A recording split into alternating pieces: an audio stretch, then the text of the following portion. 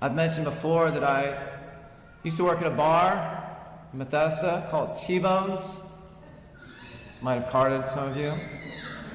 This was back in the early 90s when the Georgetown bar scene moved to Bethesda, and T-Bones was the first big hot spot. So Friday and Saturday nights, I would work the door and be, of course, a big bouncer type, obviously. It's a good thing there were no fights. Pretty strict on the IDs, had to be. And we'd have long lines a lot of those nights.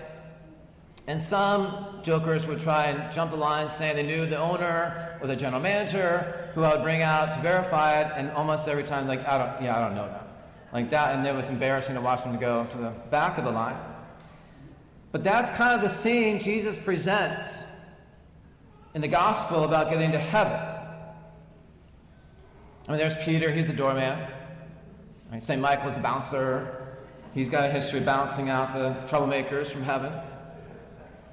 Probably minus out the alcohol, but who knows? We don't know exactly. Something to think about, talk about, if there's food or drink in heaven. But through the narrow gates, like the door at T-Bones, a long line waiting to get in. And you need to know Jesus. He says twice about getting in. Those who won't get in, I don't know where you're from. Which means I don't know you, and I should know you based on where you're from. Based on your tradition, your upbringing, your ancestors. I think for us Catholics, God forbid we ever hear these catastrophic words, but it would mean that I gave you the sacraments, you were raised in them, but you didn't practice them in your life. And what these means are, we start with baptism day for young Thomas. Thomas, how you doing, everybody? Are you still here? Did you leave? He's like, I gotta listen to this former bartender or doorman? I don't think so. Let's find a holy guy. Starts with baptism, and what the parents have brought Thomas for today is to start this relationship with Christ. The amazing gifts, folks, we have in our church is these shares, these sacraments we share in God's life, His very life. I know we don't know the Bible very well, but the simple story is it's God's love story for us, or our love story with Him. That from the beginning, He's pursuing us, He's seeking us, He's out for our hearts, our love, intimacy, that culminates with this life in Christ, the sacraments. Sharing intimately. Is there anything more intimate than union with another? The young Thomas, in about 7 years or 5 years or so, will share in Holy Communion. And we have this every Sunday. That's what it means to know Christ. And when he talks about those coming from the east and the west and the north and the south, he's talking about us.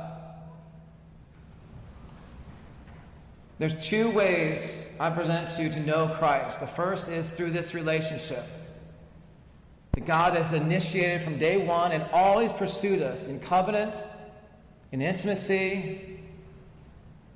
Divine mercy is always seeking us.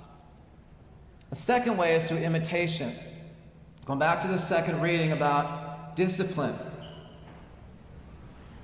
with trials. Endure your trials as discipline. How did Jesus endure trials as discipline? With patience. He didn't complain. That's one of the hardest things for us. Everyone needs patience. More patience. Because we complain when suffering hits. We're not expecting it. We don't want it. It hurts. It's inconvenient. And we feel so justified in complaining. Let's look at Christ and be like Him to take it. Which leads to meekness.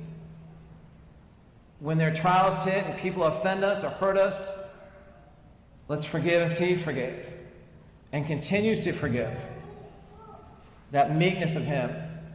He says, I'm meek and humble of heart. So that's the third way to imitate Him under trials, or the discipline that God works in us, humility.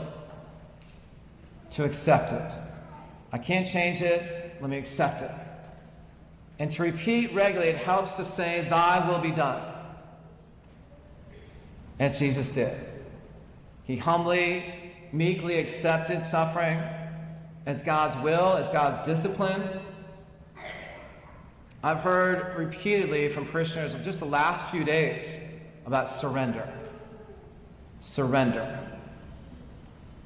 If we surrender our will, we will have intimacy with Jesus, we will know him, and we will hear different words. I promise you this, at judgment. And let us then through the narrow gate, and he'll say, well done, good and faithful servant, enter your master's joy.